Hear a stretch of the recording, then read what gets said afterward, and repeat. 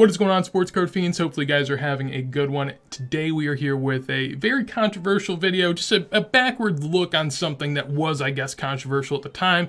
That is Soccer Prism, mostly focused around Messi and Ronaldo because that's the, big names that people care about the most. So we're going to take a look at that. I did a video about end of summer about this whole topic whenever Prism was booming. We were mid-hype, everyone was getting pumped. I made a video basically saying, like, I understand the love for Prism. I get it. I know where it comes from. Basketball people that love Prism, they're kind of, more normies, but it's okay. Where there's demand, there's money to be made, so I don't judge. I merely just assess. But at the time, the Prism had just gone up an astronomical amount, and the rookies had not really moved too much. They had gone up, maybe doubled in the time that the Prisms had gone up, 5, 10x. So it was just a pretty absurd time seeing how the money flowed into soccer.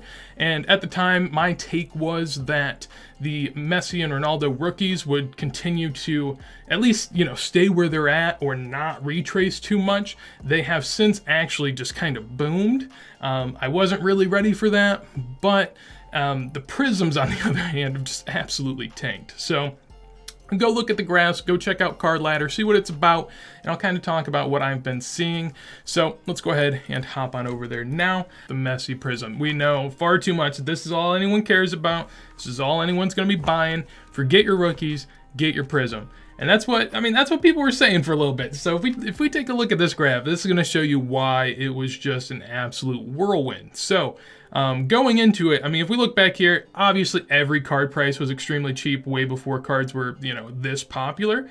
So to look back here and say that, a card that was $6 turned into a $5,000 card, it's not really the best way to look at it. But basically what you can see is like the PSA 10 Prism, what is this down here? That's March. That is March of last year, not even a year ago, $76.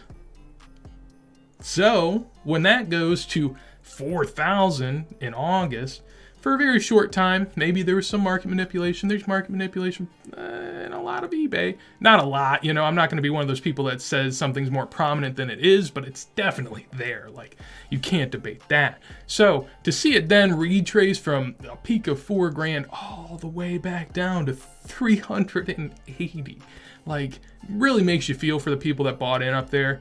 At the time, I was saying it was crazy, but I didn't expect a retrace that was that. That's just horrible. So since then, we've come out of the trenches. That card is from, 350 all the way up to almost 900. But what this shows you is just a very, very good example of don't underestimate how many cards are at PSA for anyone. Don't, you have to have an idea of how many cards exist. That's the biggest thing. People that live or die by a PSA pop count report, if you go up there and look at the time, this Messi didn't have a ton because, it wasn't really worth getting graded. Like I said, a PSA 10 in March was $70. So you get it at a 9, it comes back a 9. It's basically a little bit more than the cost of grading. Like, why'd I grade that? So people weren't sending this in.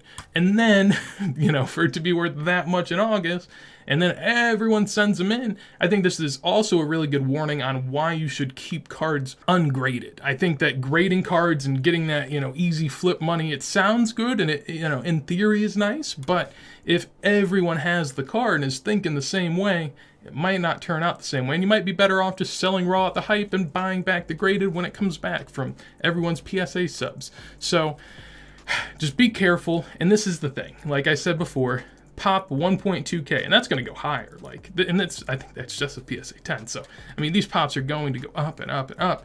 And like Messi rookies, each individual section of whatever rookie card you're looking at, they probably have 100, 200, 300 total grade, maybe. So, you combine all of those, all of his rookies probably have about the same, if not less pop than the Prism already has. So that's why it's just really crazy where this was at. Would I ever have, called that I was seeing a retracement like this? No. I definitely knew there would be some retracement because, goodness, when you go from 70 to $4,000, I'm not a rocket scientist. That makes sense to me. And in that same time, I guess I haven't shown it yet, but we'll go ahead and do it.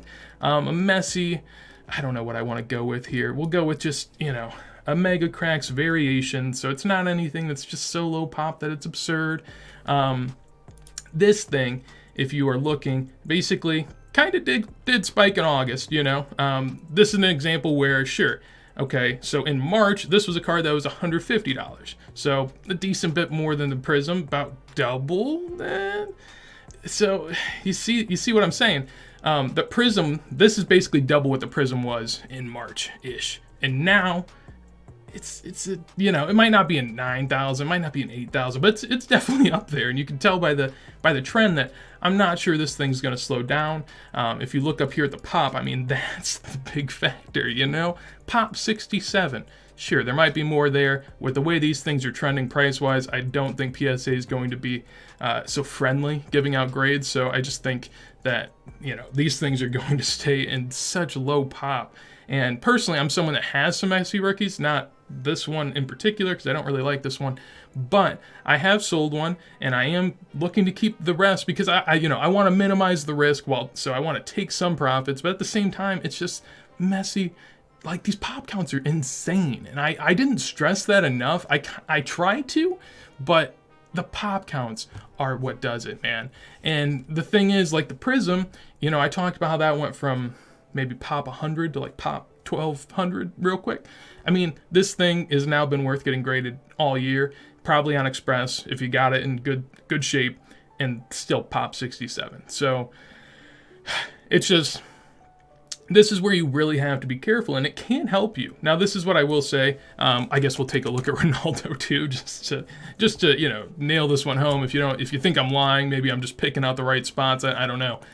His PSA 10 Mega Cracks, which, I mean, is what it is. It's a crazy card with low pop, but I mean, God, dude, look at that.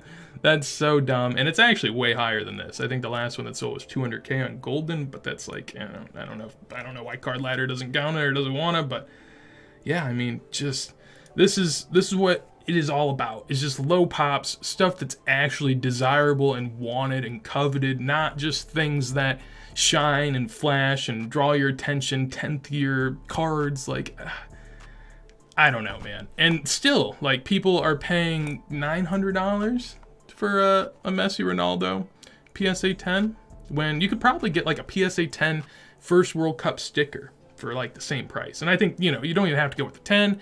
You could just buy boxes. I've been talking about it so much lately that I think 2006 World Cup sticker boxes are a great buy.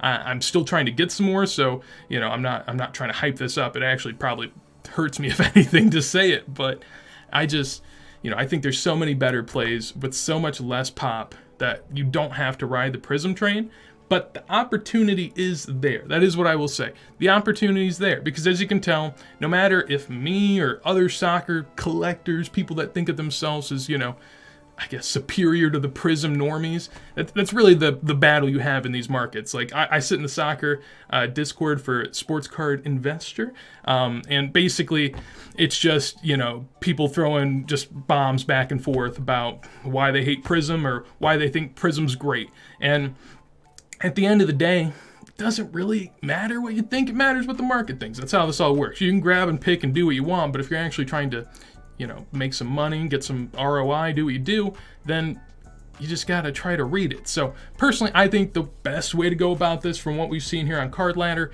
is to essentially have a little bit of both. I think that having the, you know, more desirable stuff kind of eliminates your risk of what could happen if a market were to collapse, because the Prism would just absolutely collapse. But at the same time, you want to have a little bit of Prism, or at least a good bit, in people that you think are going to get some, you know, short to mid-term hype that can really help out their cards. And at that point, you can swap on over from your Prism to, you know, maybe a rookie sticker or a rookie World Cup sticker, or whatever you enjoy that you think is maybe more collectible. But ultimately, it's up to you. You do what you want. But I think that this is just a great thing to go back and look at because, I mean, just, it's been a crazy 6 months. And to see where the rookies have gone compared to the Prisms, it's just two different worlds. So hopefully you guys enjoyed. If you did, make sure to leave a like. Anything you want to tell me, anything you want to see me make a video on, feel free to let me know. I'm probably going to be making a good bit more now because I just want to make more discussion pieces. I always talk on my Instagram. Like, I'll basically upload a 3 to 4 minute video to Instagram every day ranting. So I may as well do it on here. Hopefully you guys enjoyed again. And if you want to see more videos like this as soon as they go live, make sure to subscribe. And with that said, hopefully you guys have a wonderful day, and peace.